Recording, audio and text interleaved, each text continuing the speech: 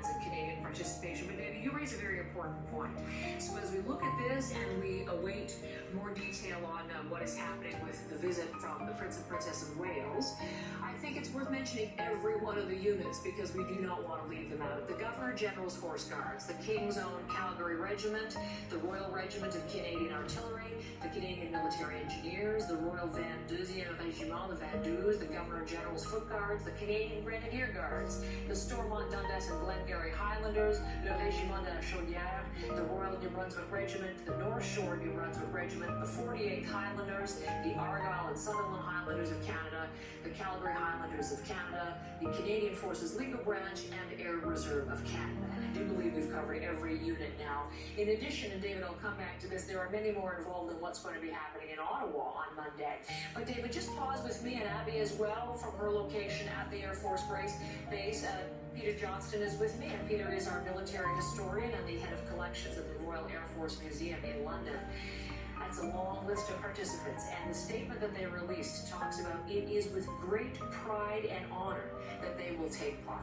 Absolutely, and I think, you can see that the symbolism has always been shown by the British units who are here as well, and that's something that clearly is transcending the nations here, and the spirit that all is coming together. You can see there's clearly a great pride in this. There's a huge amount of drill going into some of these pictures you're seeing here, and your viewers at home will see the practicing of the repeating of the commands, getting up and down, making sure that everything's absolutely tightly nailed exactly as it could be, because the eyes of the world are going to be upon this. This is potentially going to be the most watched television broadcast ever. Yes. And as such, you can feel there's a sense of pressure in terms of getting this right.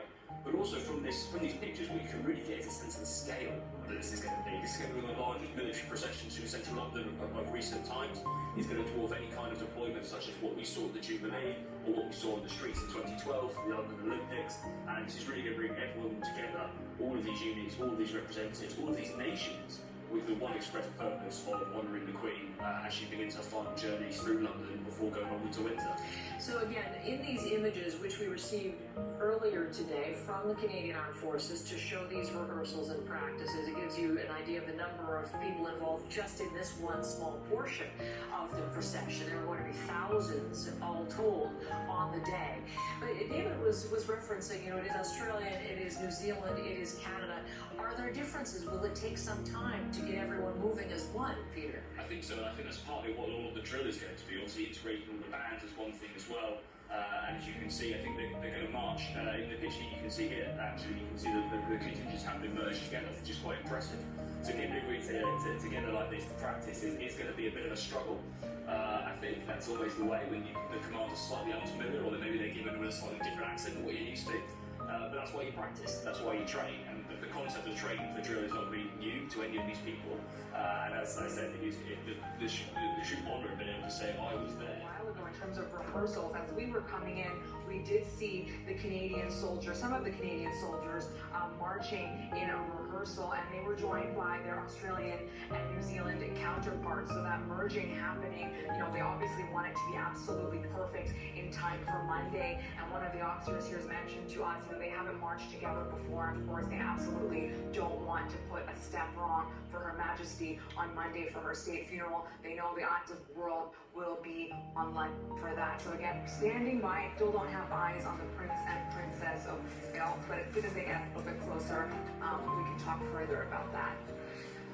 That's good, Abby. Thank you very much. Just wanted to touch base with you, and you let us know when you are able to see that. What we understand from the schedule of events is Prince and Princess of Wales are going to spend time with members of the units, the divisions, which had particular ties to the Queen. So in Canada's case, there are 4 in particular. I read you that long list. The 48th Highlanders, as Abby and David have said, one of the first regiments with a connection. She, as Princess, was appointed Colonel-in-Chief back in 1947. Then there's the Canadian Armed Forces Legal Branch, and there was a Royal Banner granted just last year to mark the branch's centenary. The Governor General's Foot Guard, she became Colonel-in-Chief there in 1988, and the final one for this particular meeting is the Régiment de la Chaudière. She was Colonel-in-Chief there as of, again, 1947, and she hosted the members of that regiment at a reception at Buckingham Palace, my location this morning, going back 15 years to 2006. David, so as as we look at that, now where does the Navy fit into all of this, David? Yeah, absolutely. So we have seen pictures of the Royal Canadian Navy representatives who were there. That was not on the list actually provided to us by National Defence Headquarters, but because we can see them there, they obviously are represented, and it would make sense. The ships that our Navy operates in are called Her Majesty's Canadian ships. They will now become, or have become, His Majesty's Canadian ships, HMCS. So no need to change the name in front of them, but it gives you the sense of the connection as well with the Navy. I don't see any Navy representatives in the picture we're looking at right now. Those look like 48 Highlanders who are perhaps in behind there. Now look at that. That gives you a real sense of the massing. They will quite likely not be in these kinds of uniforms come Monday, and the reason for that is that these are not their dress uniforms. They'll be in what you might become more accustomed to as a formal dress uniform. These are just uniforms that they're using to rehearse. I can't tell you the names of the Australian and Kiwi uniforms, but the CAD-PAT, Canadian Digital Pattern camouflage uniform for the Canadians is what they're wearing there just in this practice, and a number of them carrying swords. That mass band as well, or is it a mass band? It is a band, but it may not be representative of all different nations. Well, let me just bring in Peter on that. Will they be individual bands, Peter, Canadian bands, or will they be massed? They can be mass bands, but also they'll be interspersed.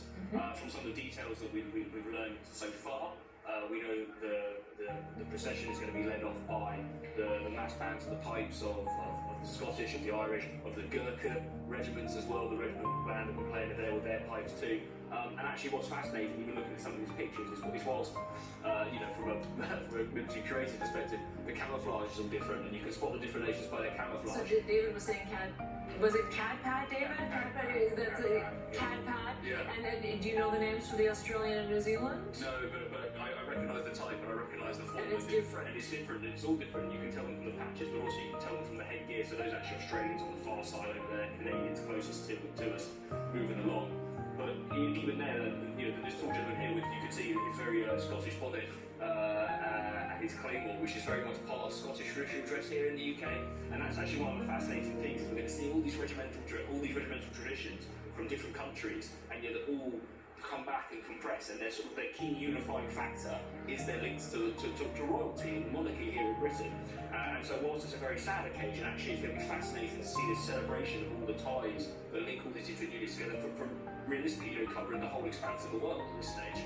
This is why I'm very much looking forward to, on a very sad occasion, but to learning from you on Monday, because Peter and I are going to be outside Westminster Abbey to watch the arrival of that funeral procession and to bring you some guidance there as part of the broadcast hosted by Adrian Arsenault on Monday.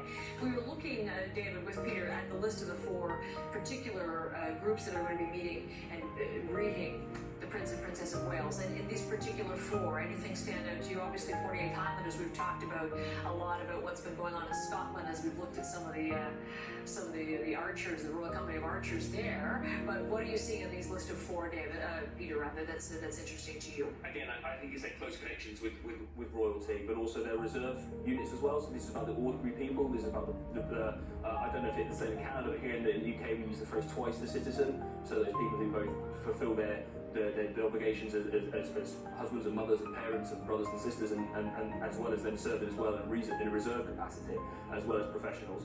And I think that's really key, because it shows that this is a very much for the people rather than a small cohort of the military. But also, if you look across the Australians as well, the Australians all share that role the Queen had as their Colonel-in-Chief and that ceremonial.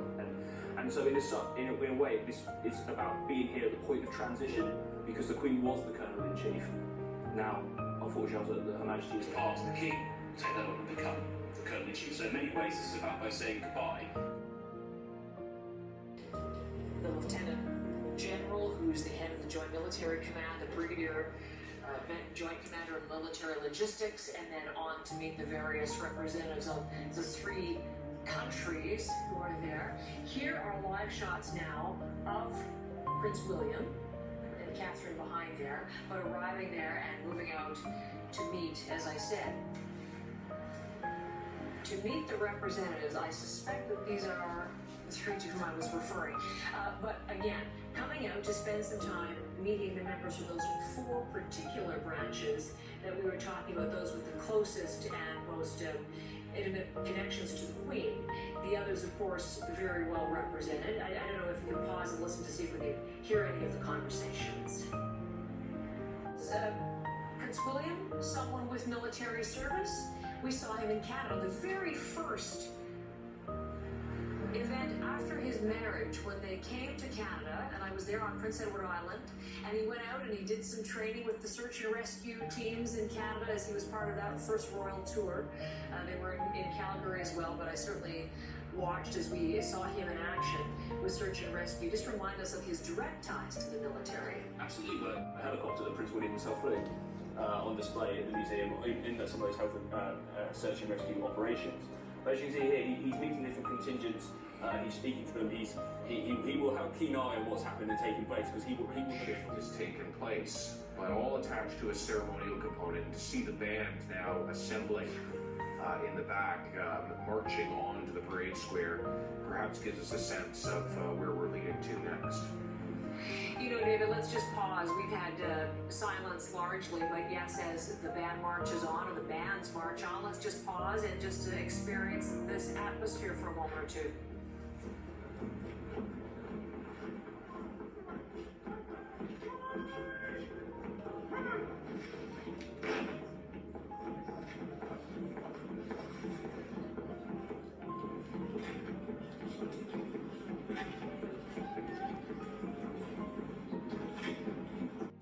Rehearsals, they don't do a full dress rehearsal per se, so this is just their working dress, their barrack dress for the day. It's sort of a half step up from some of the camouflage material, as you can see there on the British and the Commonwealth representatives in the foreground. But just so I understand clearly, the purpose of this trip is for the Prince and Princess of Wales to pay special acknowledgement to the Canadian, the Australian, and the New Zealand military personnel who are involved in the service for his grandmother. But obviously this is far beyond that. Are all of these conversations, and then I'll be right back to you, okay? Let's listen in here.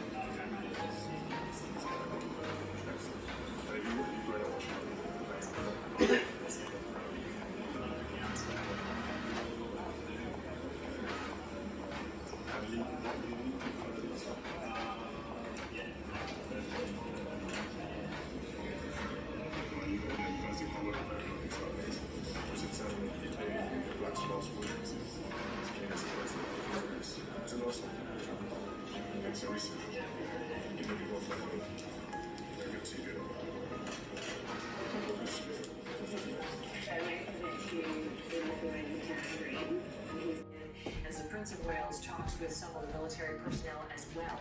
What we'll do is, when they reach the Canadian location, we'll stop again and listen to this so you can hear any of those exchanges. But you did see, I think briefly at your screen, you can see the big Canadian flag indicating a very strong Canadian presence. As David Common has been telling us, approximately 100 members of the Canadian Armed Forces from various military units, but particularly those with which the Queen had a special relationship, and meeting today representatives of 4 regiments with very close connections that we'll remind you of when we see as they move a little bit further down that line. Abby, not to interrupt you, we just were wanting to listen in and see if we could get a sense of the conversation with the Prince of Wales and his people who he's meeting there as they prepare for the funeral of the Queen. Again, come back to what you're seeing and able to be part of there. Monday in Canada, there is another very elaborate ceremony planned. Christchurch Cathedral, another service in honor of the Queen, Queen of Canada for 70 years, and Canadian Forces members involved there too, David. Absolutely. Not just Canadian Armed Forces members, but members of the RCMP, the musical ride, 2 different units of 13 Mounties marching as part of that ceremony in Ottawa. And as we watch the Princess and Princess of Wales here, they are now meeting the Canadian commander and what looks to me to be the commanding officer of the 48th Highlanders on the right, shaking hands now.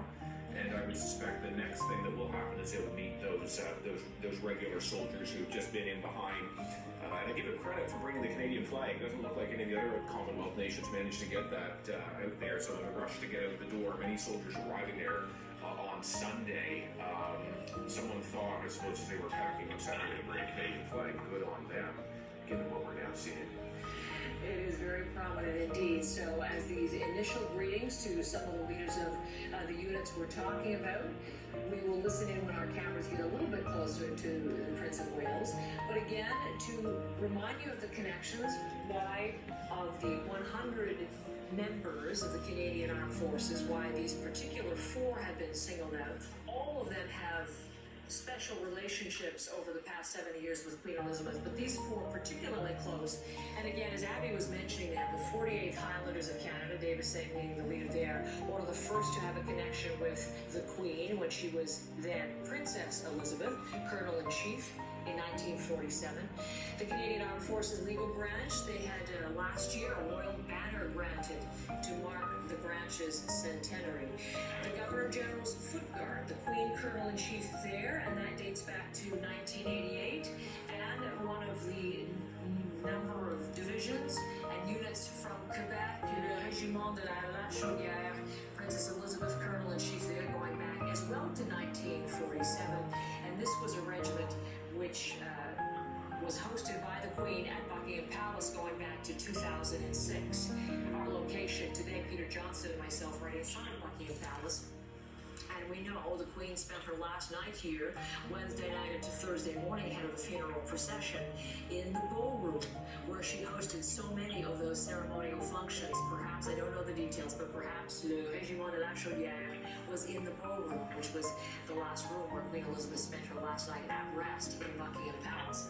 Now, as we continue to watch these scenes of Princess Catherine, the Princess of Wales, greeting now the Canadians, just look ahead so I make sure we have time for people to think on this ahead of Monday. You were mentioning the gun carriage and the Navy, the representatives who will be marching that, who will be effectively pulling that. Peter, there's a real story behind that.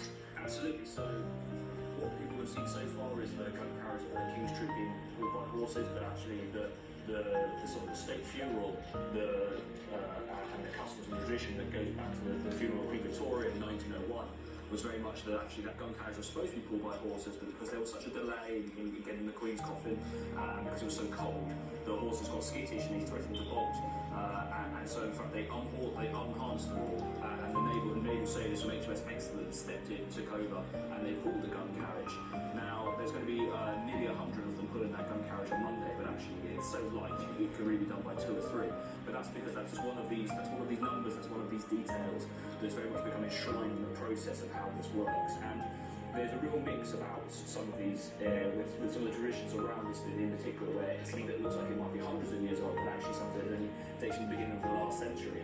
And it's fascinating to historian watching those little quirks and seeing for those little things. But we haven't seen the Navy very much, actually, through all of this, for quite obvious reasons. And this will be so very much their attempt, their moment to really step in and shine and honour Her Majesty as well. And likewise, there'll be other components of the Royal Navy marching, the Royal Marines will be there, the Royal Marines Band will be there too. And as such, this really is going to be a tri-service effort from the British, let alone with the wonderful addition of all these Commonwealth contingents as well. You know, you say from a military perspective, for those of us, myself included, who don't have that background and expertise, it is an extraordinary pageant. The spectacle of this kind of ceremonial is just extraordinary. But from your eyes, from your background as a military historian, how do you respond to these incredible scenes, a funeral procession, anticipating what we're going to see on Monday? It must be extraordinary. It is, and in many ways, it's a moment in history in and of itself. As a conjunction of the consequence of various things that have taken place. The units that are away on operations who might otherwise have been here, for example, but can't be. There, for example, are units in Estonia now who are serving. There are ships at sea who will be doing their own tributes and their own acts of remembrance and to ways to mark that day on Monday. And so much of this we've never seen before. We've been given unprecedented access to various parts in the whole transition and the new reign of King Charles III, the Accession Council on Saturday morning last week, and now with television and technology right in to see the preparations for what we'll see unfold on Monday. And it is really something to behold. Would it have been something similar at the death of the last monarch, 1952, the Queen's father? Would it have been the same sort of preparation, the same sort of numbers? Possibly even greater. Because it was so close to the Second World War? Because the British Armed Forces were so much bigger then. We talked a little bit about the